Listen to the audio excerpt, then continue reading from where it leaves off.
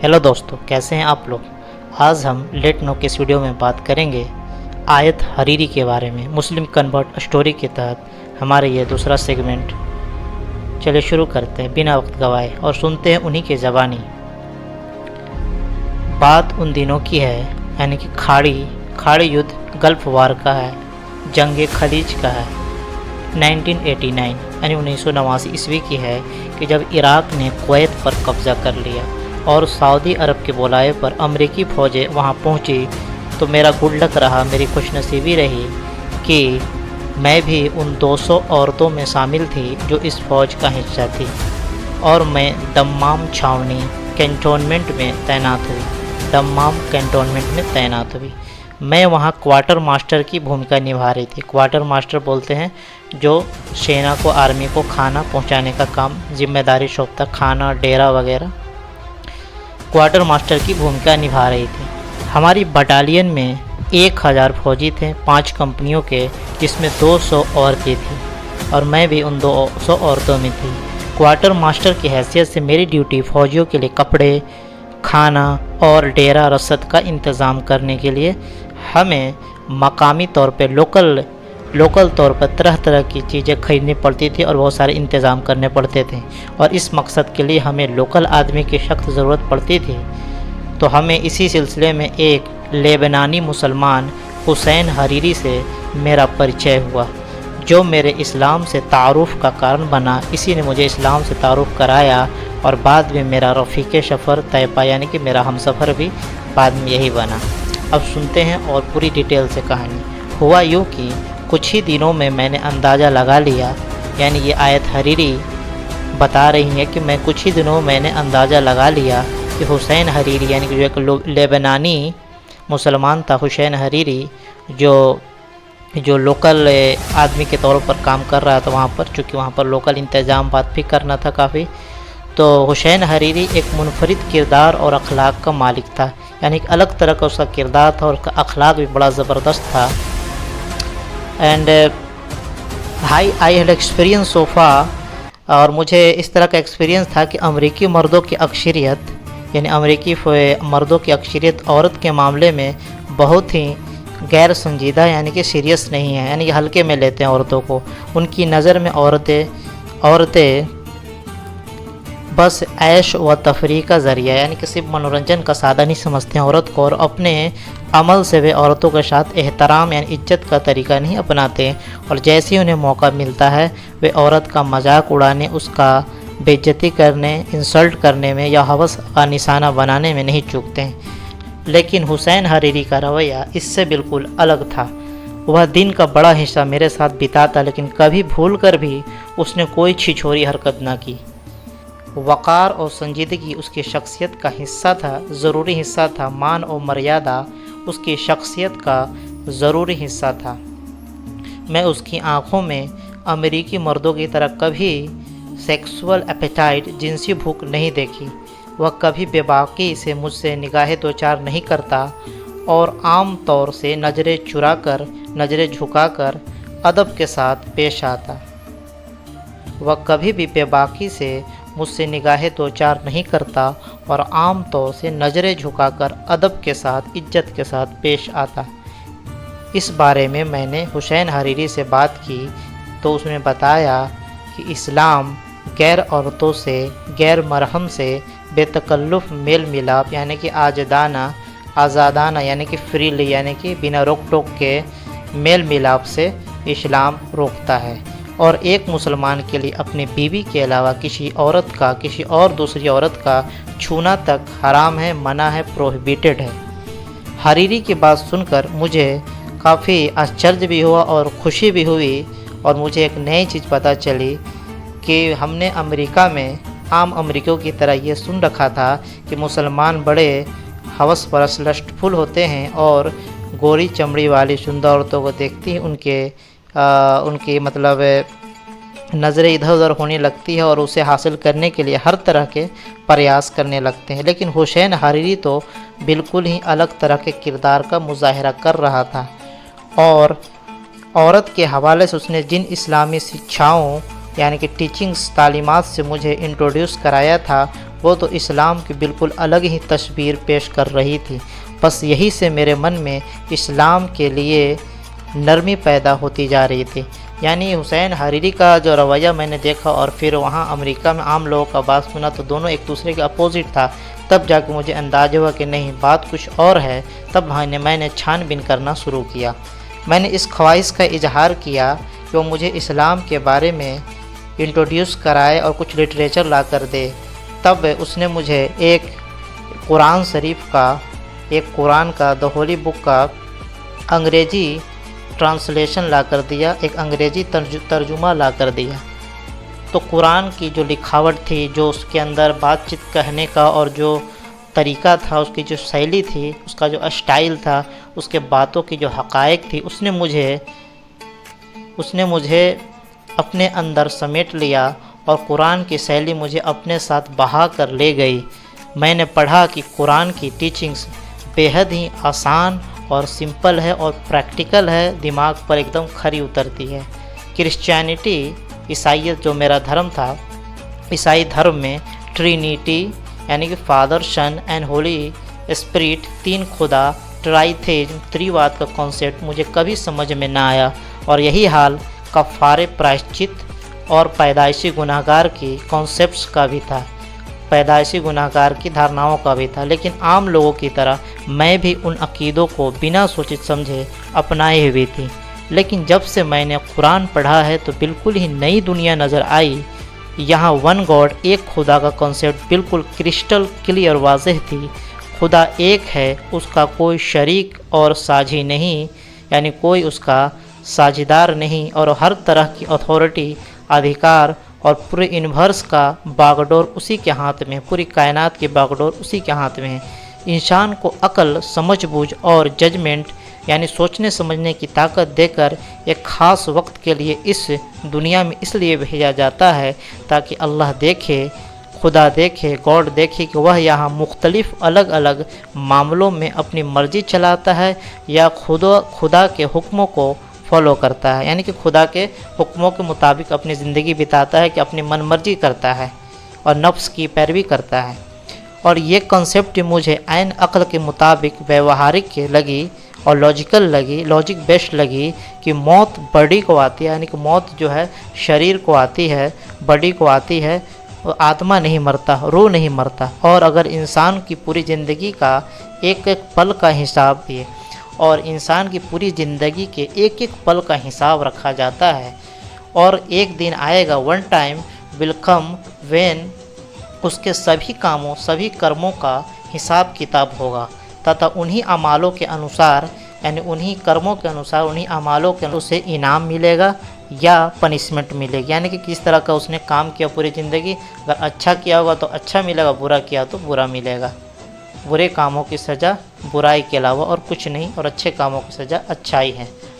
कुरान के स्टडी और हुसैन हरीरी एक जो लेबनानी मुसलमान था, उससे बातचीत के नतीजे में जब इस्लाम की सच्चाई मुझे समझ में आ गई और मैंने उसी दिन से ये मन बिल्कुल बना लिया और ये मेरे दिमाग में एकदम फिट बैठ गया, एक फेवरेबल बन गया, एक सूटेबल मेरे दिमाग में एक सोच बन गई इस्लाम के प्रति, और मैंने इस्लाम को कबूल करने का ऐलान कर दिया।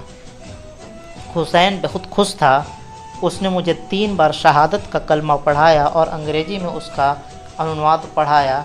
अंग्रेज़ी में उसका अनुवाद ये है, I bear witness that none deserve worship except Allah and I bear witness that Mohammed is the messenger of Allah. यानी कि मैं कसम खाता हूँ, मैं गवाही देता हूँ कि अल्लाह के सिवा कोई इबादत के लायक नहीं और मोहम्मद अल्लाह के बंदे और उसके रसूल हैं।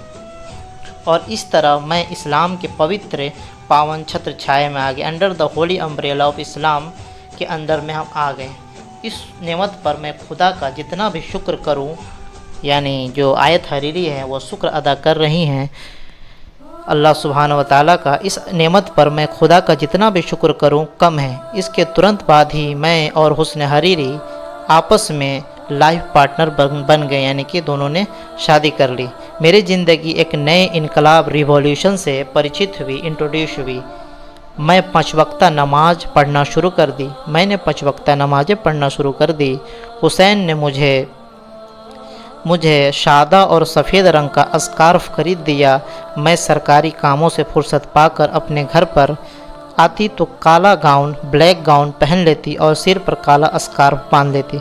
इस तरह मैं देखने में बिल्कुल सऊदी अरब की महिलाओं की तरह, लेडीज की तरह नज़र आती। एक दिन मैं वाइट स्कार्फ पहनकर खड़ी थी तो अमेरिकी फ़ौजी में से कुछ ने सरप्राइज होकर, आश्चर्यचकित होकर और काफ़ी आश्चर्यचकित होकर कहा कि इधर यह ईसाई नन कहाँ से आ गई है। क्योंकि ईसाई नन भी इसी तरह का काफ़ी फुल्ली ड्रेस ऊपर से नीचे ढका हुआ पहनती है, तो उसने सोचा कि ये ईसाई नन है। मैंने आईने में खुद को देखा, यानी कि आयत हरीरी ने जाकर आईने में देखा तो वो बिल्कुल ईसाई नन की तरह दिख रही थी। एक दिन मैंने काला स्कार्फ पहनकर हुसैन के साथ बाहर टहल रही थी, यानी अपने शौहर के साथ, हस्बैंड के साथ बाहर टहल रही थी काला स्कार्फ पहन के। तो हर आदमी मुझे जिज्ञासा के साथ, क्यूरोसिटी के साथ देख रहा था। तब मैंने एक आदमी को रोक कर कहा, I am staff sergeant Fack, you have something to say to me. आपको मुझसे कुछ कहना है? उसने हैरत से मुझे देखा और खिसिया कर चल दिया, यानी कि कुछ बोला नहीं और चला गया। क्योंकि एक सीनियर रैंक पर थी तो कोई छेड़छाड़ ज़्यादा नहीं करता था। ड्यूटी के दौरान भी मुझे रेगिस्तानी फ़ौजी वर्दी पहननी पड़ती थी। मैंने स्कार्फ के बारे में रिलेटेड अफसर से बात की, लेकिन मुझे परमिशन नहीं मिला। इस्लाम कबूल करने के बाद 1 महीने में मैं दोबारा अमेरिका चली गई, यानी कि इस्लाम कबूल करने के 1 महीने के बाद मैं दोबारा अमेरिका चली गई और फोर्ट ब्रेग की छावनी कैंटोनमेंट में तैनात हो गई। मैं चाहती थी कि ड्यूटी के दौरान भी मुझे स्कार्फ और लंबा पर्देदार लिबास पहनने की इजाज़त मिल जाए। मैं कानूनी सलाहकार एडवोकेट जनरल से मिली, एडवाइज़र से मिली, लेकिन कोई ख़ास फ़ायदा नहीं हुआ। फिर मुझे फोर्ट ब्रेग सिटी में कुछ मुसलमान औरतों के ऑर्गेनाइजेशन सिस्टर ग्रुप से परिचित कराया गया, उसे इंट्रोड्यूस कराया गया। मैं उसकी मेंबर बन गई। सिस्टर ग्रुप एक महिला के पति का जो इस्लामिक कम्युनिटी सेंटर था।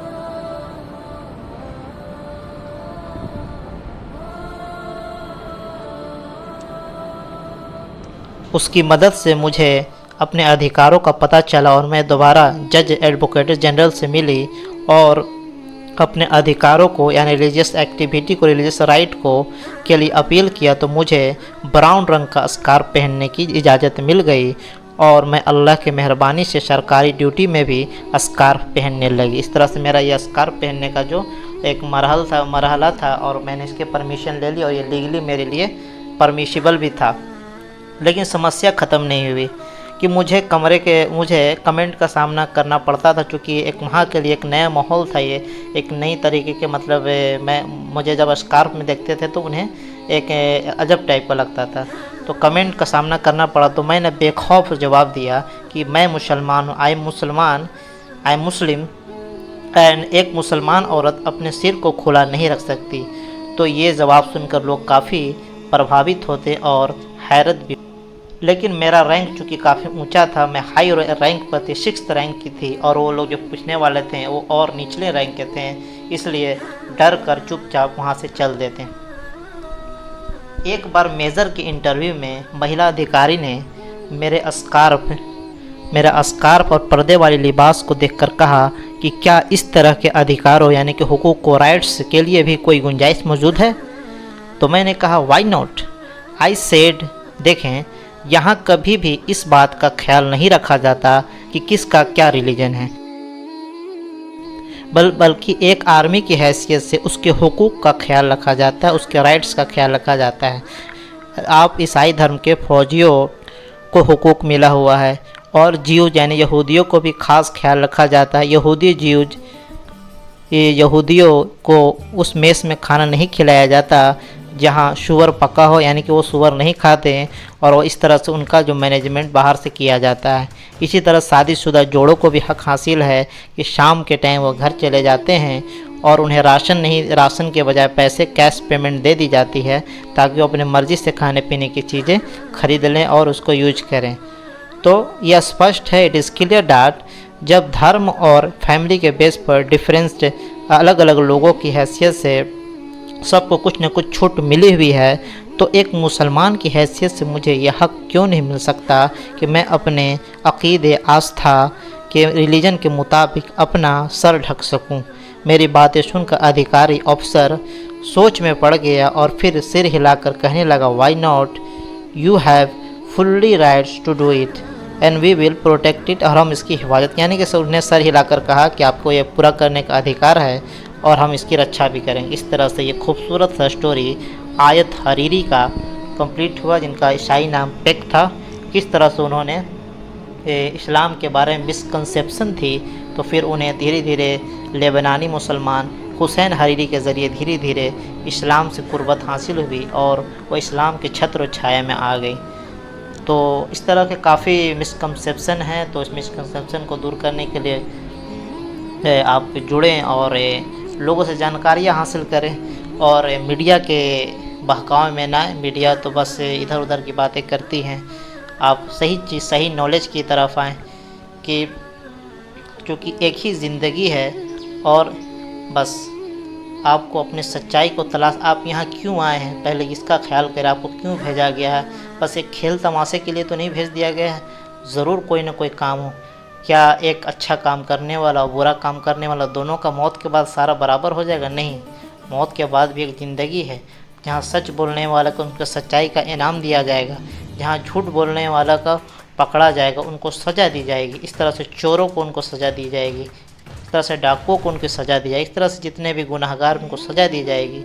और जितने नेक अमल करने वाले हैं सही तरीके से, सही अक़ीदे के साथ, सही रिलीजन के साथ, उनको वहाँ इनाम और इकराम से नवाजा जाएगा। तो इस तरह से आप किसी भी प्रोपेगेंडे में आने से बचें और सही चीज़ की तलाश करें। You are free to search any religion, आप फ्री हैं, कोई भी रिलीजन आप सर्च करें और उसको बिना किसी निगेटिव माइंड को किए हुए उस पर अध्ययन करें, उस पर रिसर्च करें, चूँकि एक ही ज़िंदगी है और इसको यूँ ना जाने दें। तो बने रहें चैनल लेट नो का वीडियो को लाइक सब्सक्राइब करना बोला। आपको ये कैसा लगा कमेंट में ज़रूर लिखें। Thank you. और ज़्यादा से ज़्यादा इस वीडियो को लाइक से सब्सक्राइब करना ना भूलें।